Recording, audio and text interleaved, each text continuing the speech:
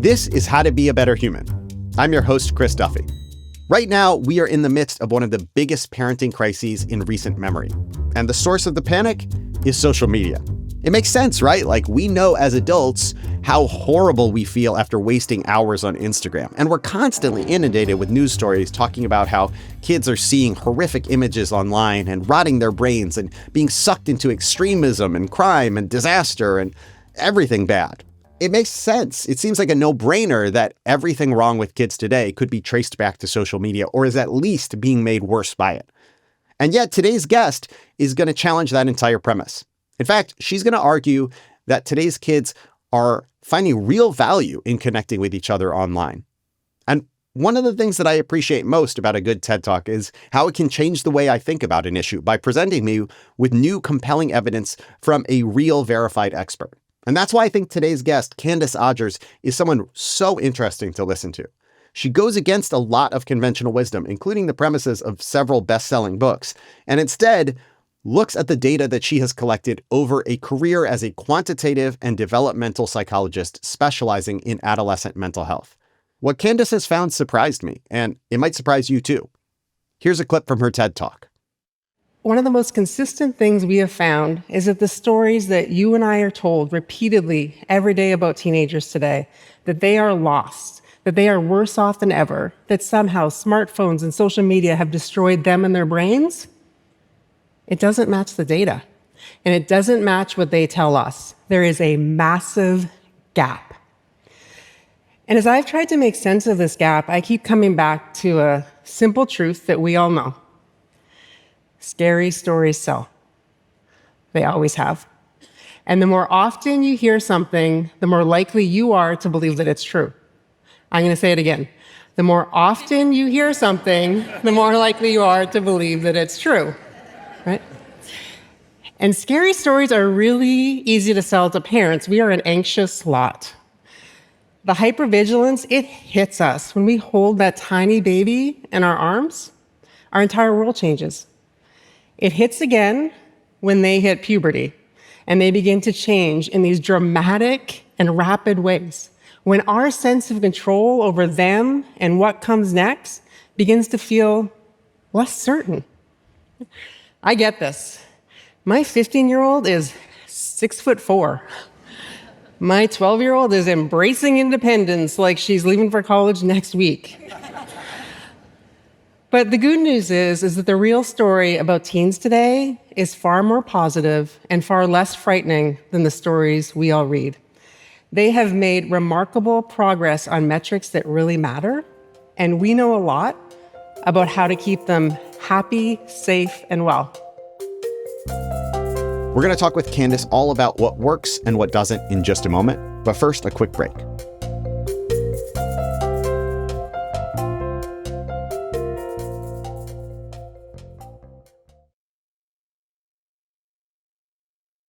And we are back. We are talking about how to support young people with Dr. Candice Odgers. Hi, I'm Candice Odgers. I'm a developmental psychologist. I've been working with teens for the past 25 years to help understand their lives online and off. So, Candice, you have a big idea about teens' mental health, which is that we are really getting it wrong in the way that we talk about how to deal with teen mental health, especially in the United States, but really around the world. What is it that we get so wrong? So I think what we're getting wrong is the first thing, and often the only thing we're talking about these days, is their phones. And to me, working with young people, being a parent of teenagers, coaching young people, that's the last thing I see. That's the least interesting thing that I see about them. How they use their phone or why they're going to their phone, that starts to get my interest. But just what do phones do to kids? That's not an interesting question to me, or as interesting as the young people themselves. It was counterintuitive, at least for me, that we constantly hear that social media and phone use is terrible for teenagers, and it is the reason why they are going through a mental health crisis. And you said that basically years and years and years, 25 years of data have just not shown that at all to be true.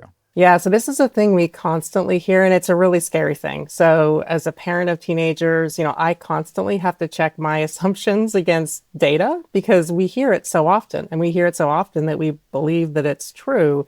And the most interesting thing for me in this time of working with young people and being on their phones and trying to understand what factors influence their mental health, one of the most interesting things has been, this distance between what research is generating day in and day out, and then the stories that we're being told about how this is a dramatic predictor of teen mental health, that it's driving the youth mental health crisis, that there's these big effects that we see, and that there'll be massive effects if we turn it off. And I'm not saying that the book is closed and we know all the things. We certainly don't. But it's certainly not the case that the science that's being produced right now supports these massive policy actions and these beliefs that so many people hold today.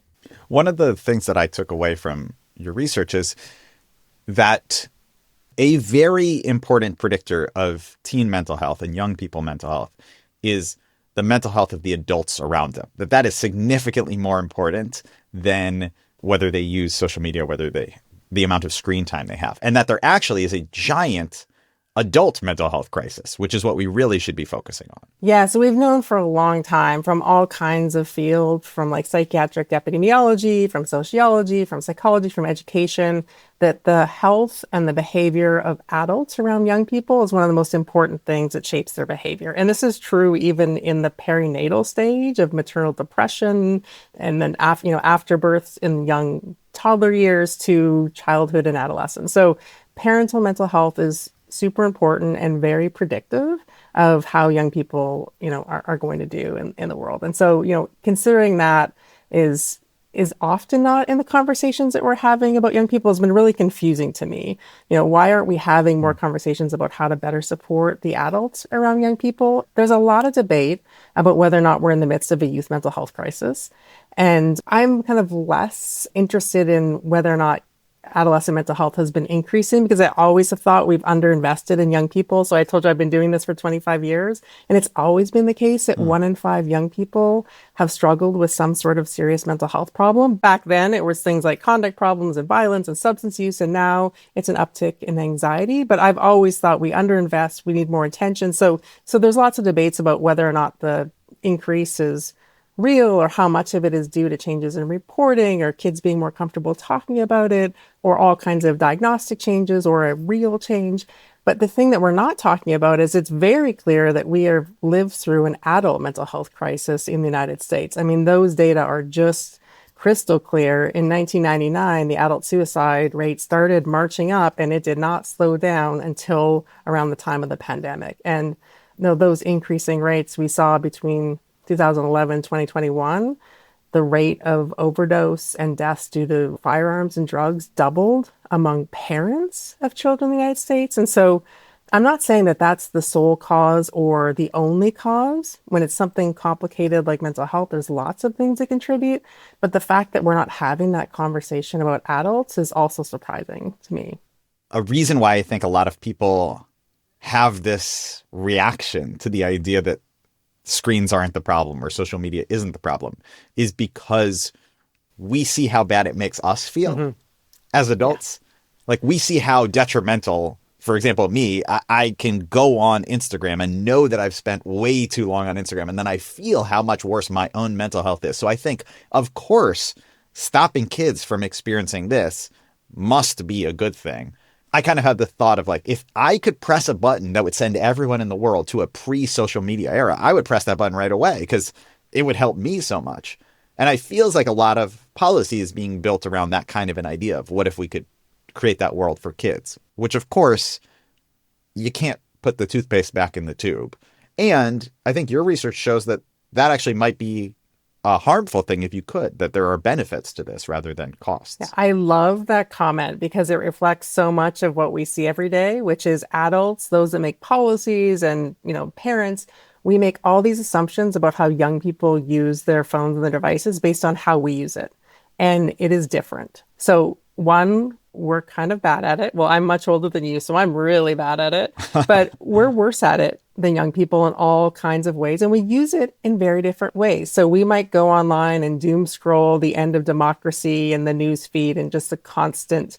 And we might have went online first because we were bored or feeling bad. Like, that's an important part of this. Young people go online to be entertained, to connect with their friends. We're all talking about social media, but most of the action for young people, and we see this because we're on their devices, getting streaming information from it, getting them to report what they're doing, happens in group chats. So it's in Discord, it's on a text chain. They're viewing social media and they're listening to music and they're listening to entertainment, but the action, the peer-to-peer interaction is happening in these offline, more private chats. And so it's a little bit of a different model for how they're using technology. Can you talk to me a little bit more about the actual research? Because you alluded to the idea that you're getting real-time data about what kids are doing, not just what we think they're doing. How do you actually do the research? Yeah, so one of the things when I first started in this area, everyone started reporting that, kids who used more or spent more time on screens looked worse on all kinds of outcomes than kids who use less screens. But to me, that was a little bit weird because you were comparing children who spent 6 or 8 hours a day on a screen to children who spent 1 or 2 hours on a screen. And those young people who spent 1 or 2 hours, if you look at the data, they're actually from higher income households. They're overscheduled. They only have 1 or 2 hours because of all the resources in their families and communities that have them in after school programs and in school and doing other things. So it's not really a fair comparison to then say, oh, it's the screens that caused all these differences when we know.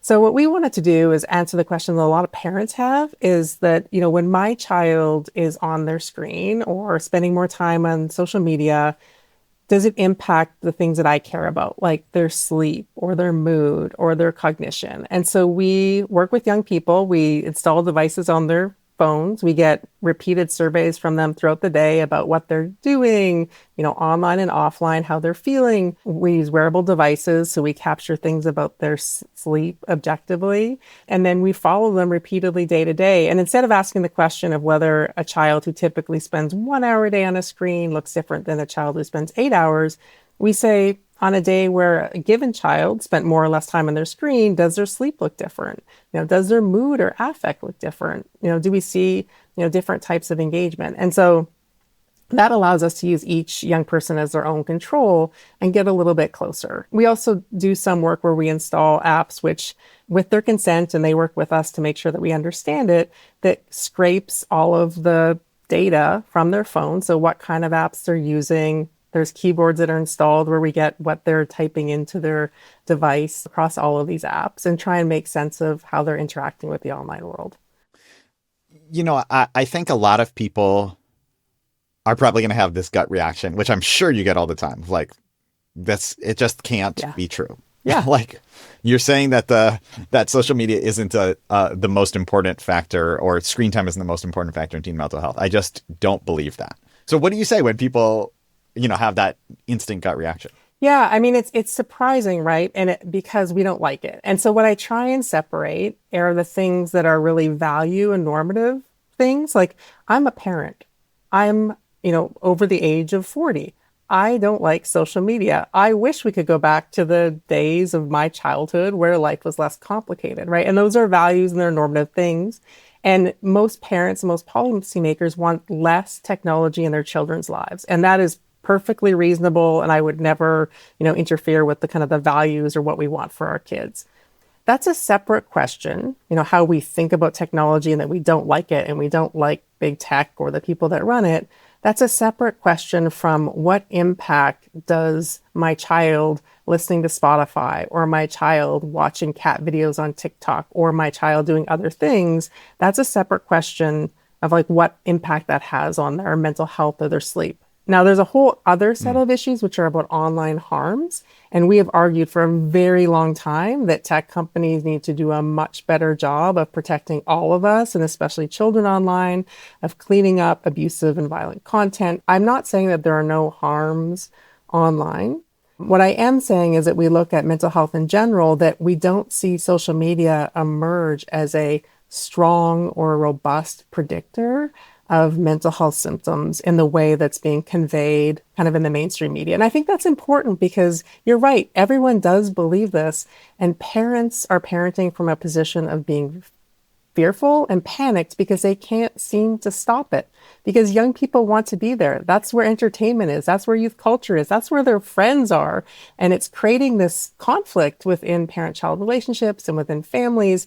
And we know that conflict is not a great, thing to have when you're trying to address mental health issues or support young people as well. So it's interesting.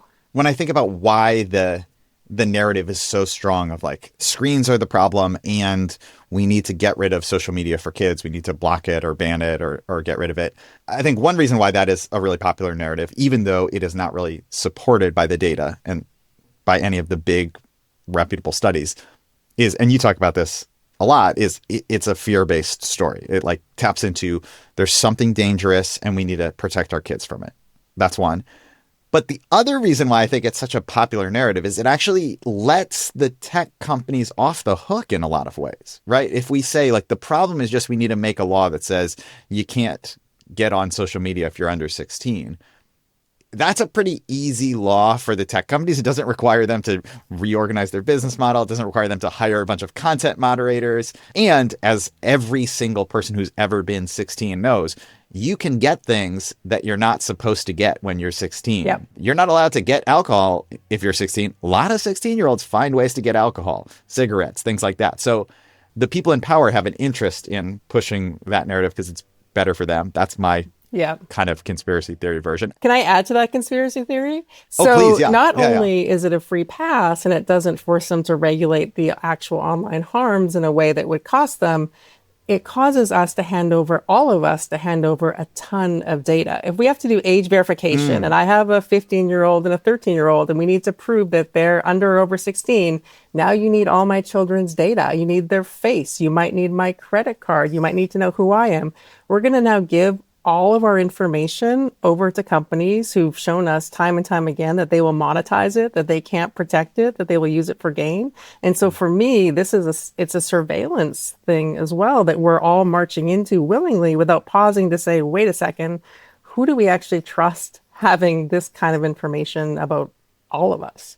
Yeah, I think that's a really important point, right? Is like, it goes to, well, how do you actually implement such a thing? Right? Like a lot of policy ideas are good in theory. And then you think about like, but how would that actually work? And the way this works is you have some sort of government ID or you have some sort of credit card or something. So all of a sudden, there's no such thing as anonymous browsing. Now they know what you're reading online, what you're looking at, what news you're taking in, what your political affiliations are. There's all sorts of reasons why you wouldn't want governments to know that. Whether you could get questioned at the polling station, right? Absolutely. Yeah. But the third thing that I also think is a really key one here is we have, as a society, taken away a lot of the offline spaces where young people would hang out, right? Like you're not really allowed for most young people to like go to a bowling alley alone. You don't really like go to the park and hang out alone. And that's not necessarily just because young people don't want that. It's like, it's viewed as dangerous in a way that it wasn't in previous generations. And so if you take away their offline spaces and then you also take away their online spaces,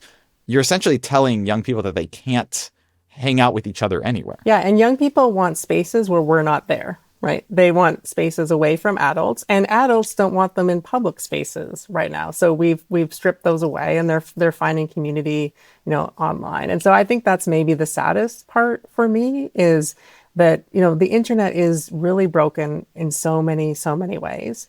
The solution we're all converging to is trying to fix it by kicking kids off, which we know it won't actually kick them off, and it won't fix the internet because it won't make things better. And we're not doing the hard work to create the spaces both online and offline to give them the things that they really need to grow up.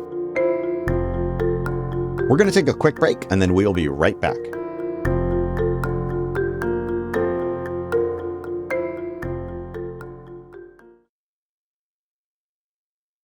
And we are back. I'm a parent, but my kids are young. They're not. We're far away from the tech moment right now. Although you still have to decide, right? Am I going to let them watch screens, watch, a show on YouTube, watch a show on the TV? You have to decide really early on those questions. But it's less of like, are they going to have a social media account? That's still a ways away from me.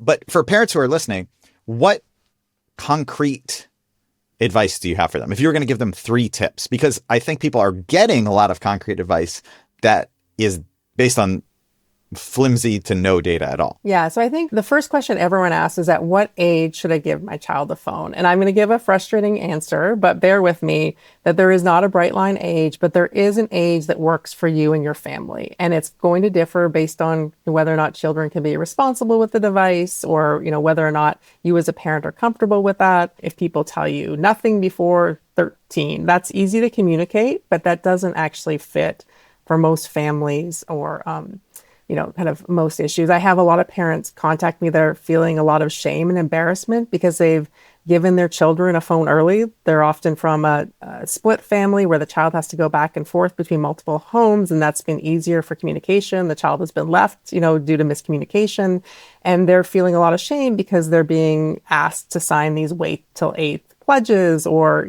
not wanting to tell their peers, their parent peers, that they've done this. And so there are lots of different solutions that are going to work for families.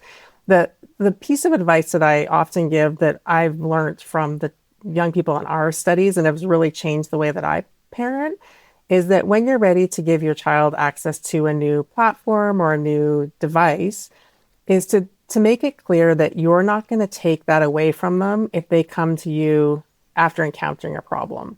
So there is negative content online. They are going to have, just like when they go to school by themselves or to the mall by themselves, they are going to have negative experiences.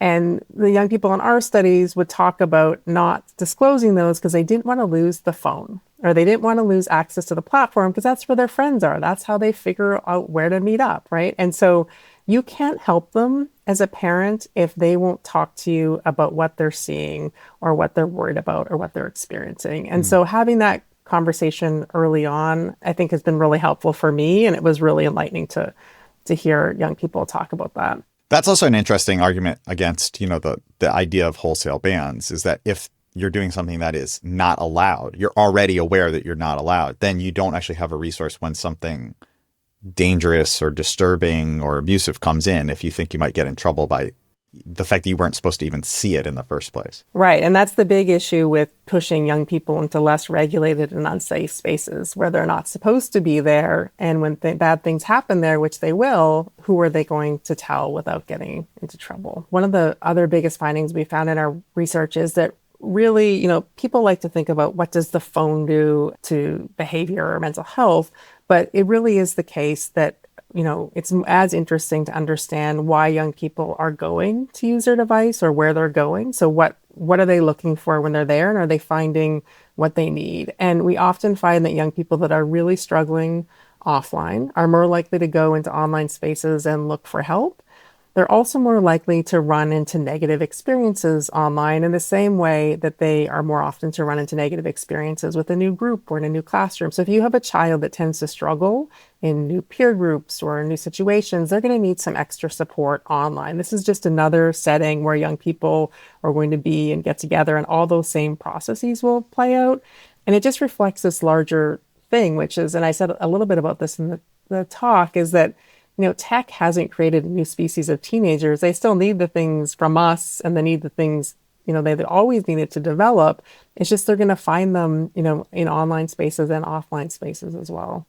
Just to make sure I got the three. One thing is, when you are giving your kid access to a platform or a device, to make clear that if they share with you something that is disturbing or dangerous or wrong that they've come across, that you want them to share that with you, and you won't punish them by taking away their access. Absolutely.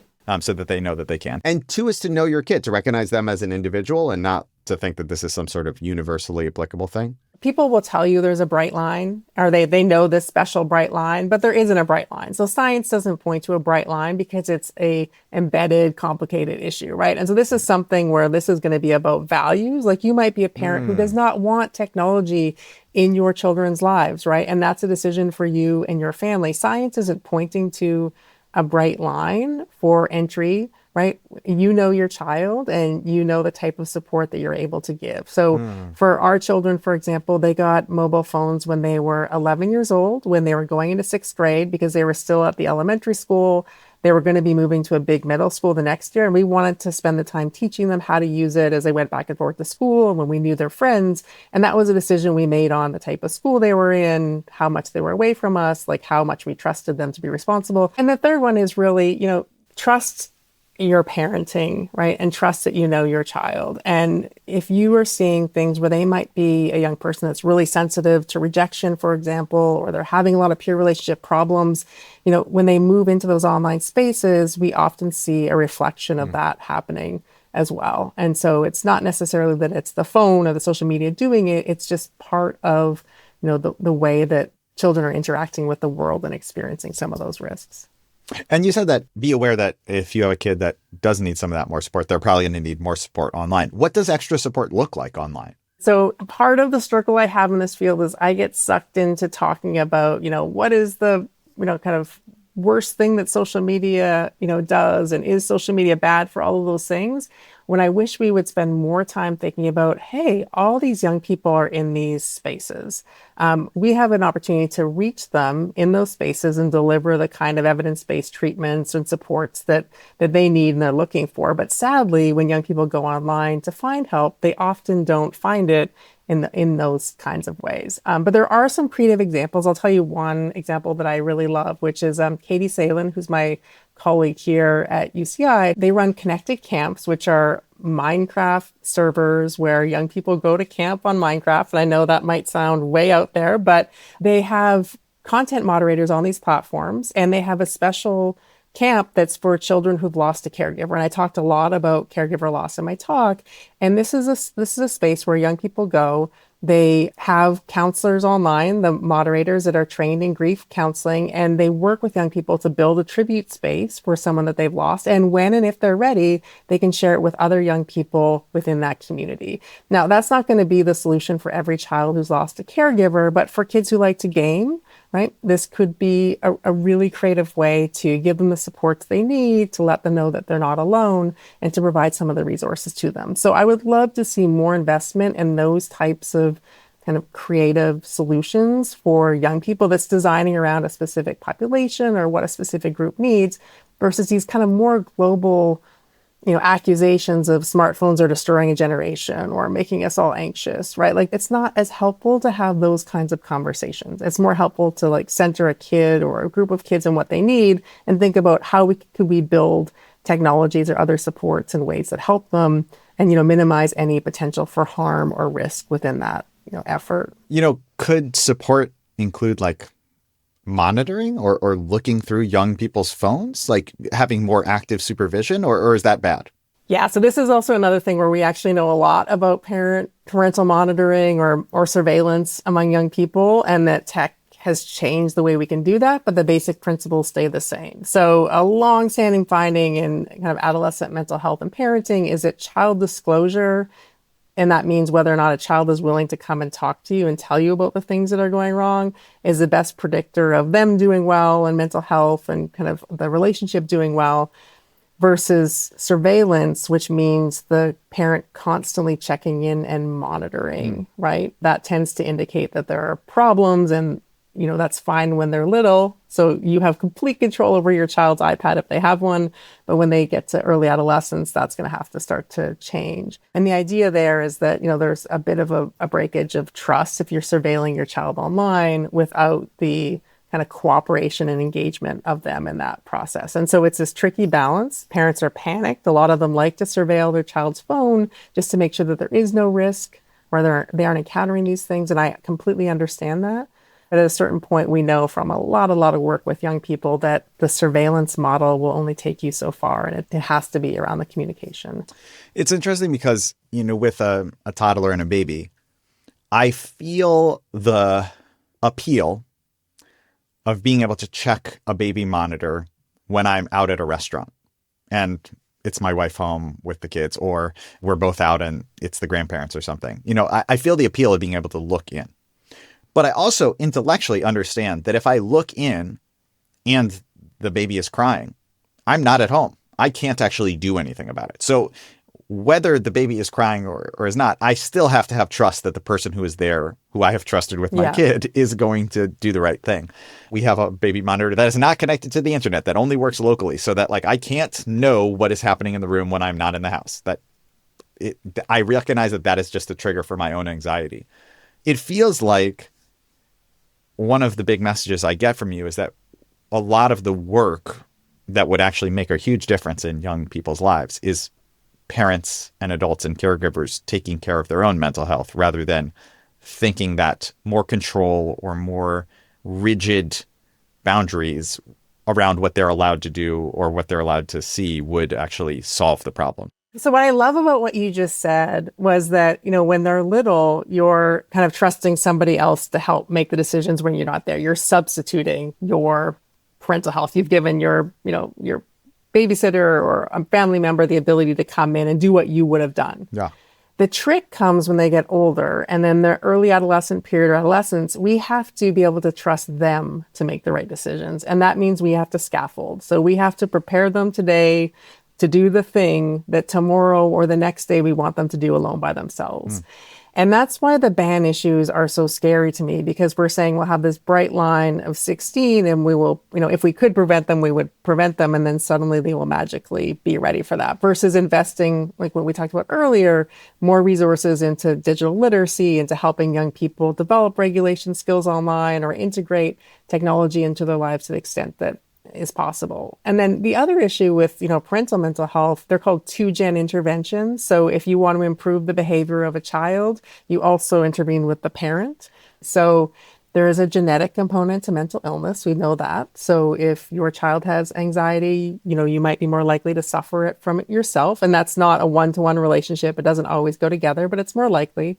And so often you find that young people and their parents might benefit from the same types of interventions. And not only does that improve parental mental health, but it gives you more capacity to parent in the ways that are supportive and that we know can be helpful to kids. And so absolutely, let's, not just locate the problem in our young people, let's provide resources for the family system and school system that's there to support them. I want to talk about two things, which one, we kind of glanced over because I said it as though it was just a fact. And I know that it's true, but I want to talk more about how you are not giving the tech companies a pass. This isn't just actually, tech companies are good. I don't know why people are saying they're bad.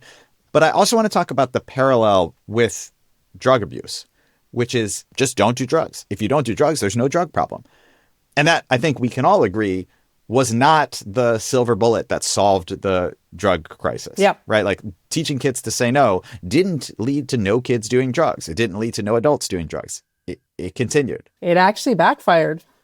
I feel like there's this parallel where there's a desire for it to be really simple and easy and clean, even if the data is saying that it's not going to be simple and easy and clean. It's going to be complex and expensive and take a lot of time. To combine those two giant questions into one, what role do you think tech companies should play and should be forced to play in solving this problem? Because it isn't just the one just say no solution. Yeah. So we know in all of our interventions that for young kids, you can tell them what to do. You can implement interventions that can, stop them from engaging in a behavior.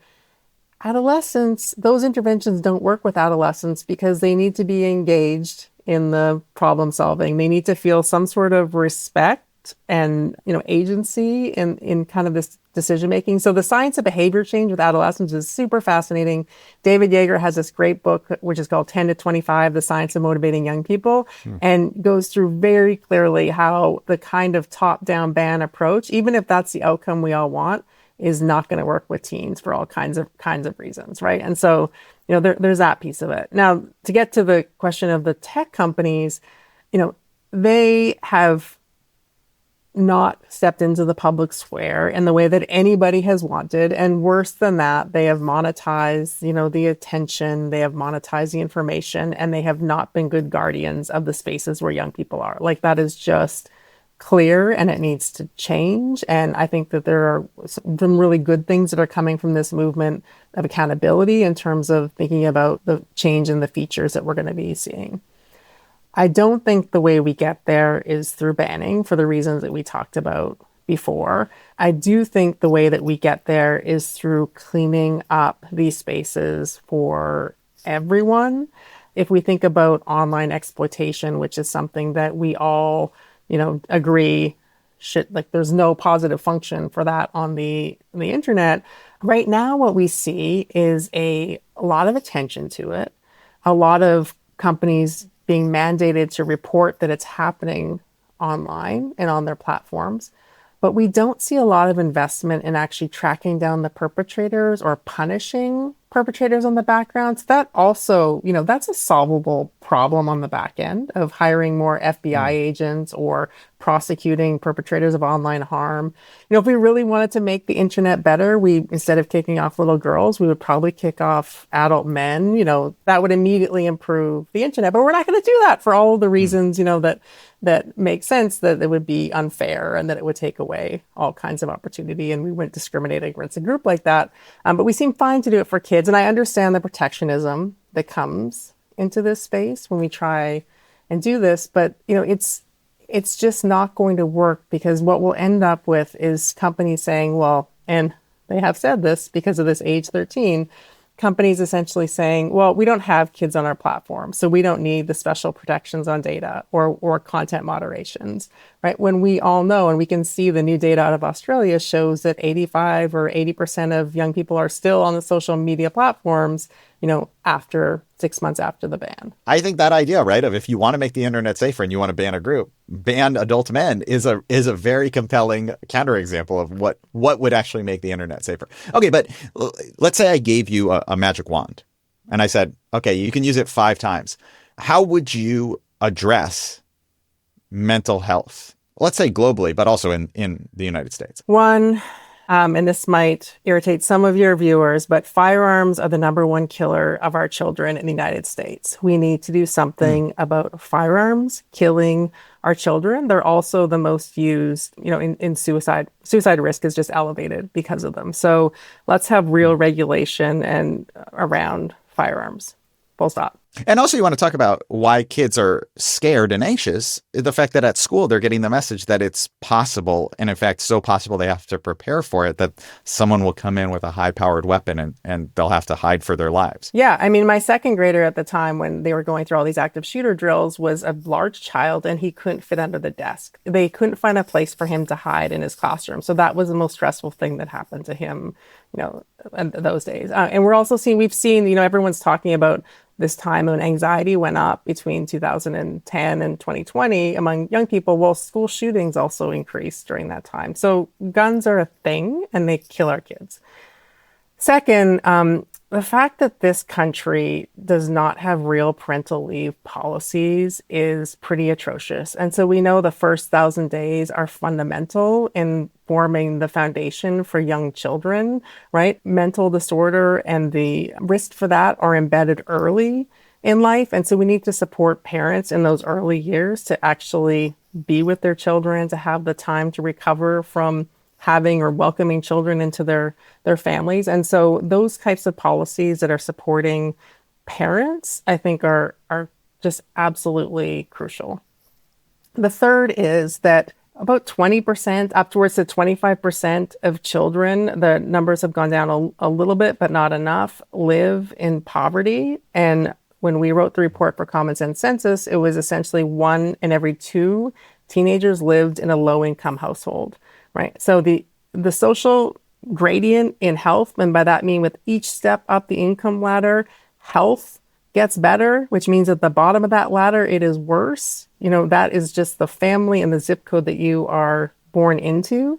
Redistributing this income in a way that, helps those kids at the bottom, because we know that that is one of the biggest risk factors for mental health problems, in addition to adding an extra burden on caregiver mental health. Pay teachers more, invest in teachers, invest in counselors in our schools. Teachers spend more time with our children at a certain point than parents do, right? And many of them are taking second jobs, struggling to make ends meet.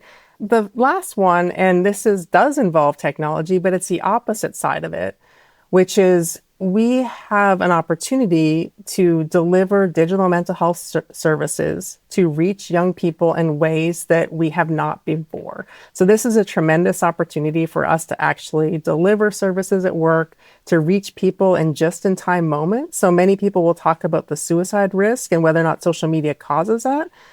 If we're going to talk about suicide, we should talk about the ways in which we could leverage resources, crisis text line, where we could deliver interventions just in time, which is what we know prevents that risk. And so those would be my wishes. I wouldn't spend all of my policy efforts and time trying to ban social media and, going around congratulating myself that I'd slayed big tech, but done nothing to actually help kids.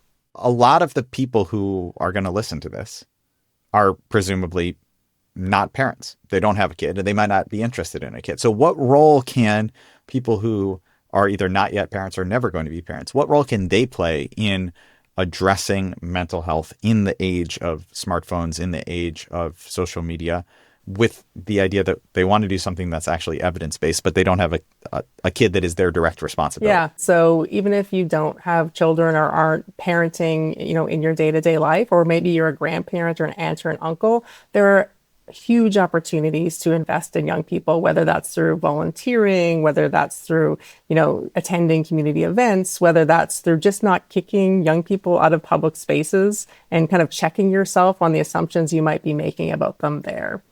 I think the other thing that we can all do is we know that scary stories about teenagers sells, and every generation did this, right? So for my generation, they talked about Pac-Man addiction. It was going to rot our brains. And now I'm not saying AI or social media is Pac-Man, but I am saying that we can all pause a little bit and think, like, as we age, that becomes our first instinct, right? To dislike what young people are doing, to not really understand youth culture, so we dismiss it. And so just give people a little bit of grace and spend a little bit more time judging young people on the ones that you really know. And when you do that, you see that they're pretty amazing, and give them a bit of a break, as I guess you wish, older generations would have given you in the past. Candice Odgers, thank you so much for being here on the show. It was a real pleasure to talk to you. Thanks for having me. That is it for today's episode of How to Be a Better Human. We're actually doing a listener survey right now, and we would love your feedback to help us to improve the show. It just takes a few seconds, and it would make a huge difference if you could answer those questions. You can find it at bit.ly/BHsurvey6 or by clicking on the link that is in the show description. Otherwise, it is bit.ly/BHsurvey6. Please answer those quick questions. It will not take you very long, and it would make a huge difference to us. Please, please, please go to that listener survey. Okay, thank you so much to our guest, Candice Odgers. I am your host, Chris Duffy, and you can find more about me at chrisduffycomedy.com, including about my new book, Humor Me, which is out now. This episode was put together by a team of thriving young people at TED. Those young people are named Daniela Balarezo, Van Chang, Michelle Quint, Chloe Shasha Brooks, Valentina Bohanini, Lainey Lott, Tansika Sung Manivong, Antonia Lay, and Joseph DeBrine. Ryan Lash's video editing is making me look decades younger than the withered husk that I really am. And our fact checker, Matea Celis, is confirming whether I do, in fact, qualify as a husk, or whether husks reject me as part of their group. On the PRX side, they've promised not to take away my microphone, even if I do something I'm not supposed to with it. That's Morgan Flannery, Nora Gill, Patrick Grant, and Jocelyn Gonzalez. Thanks so much to you for listening. Please send this episode to someone who you think would enjoy it. Word of mouth is huge for our show. We will be back next week with even more How to Be a Better Human. Until then, take care.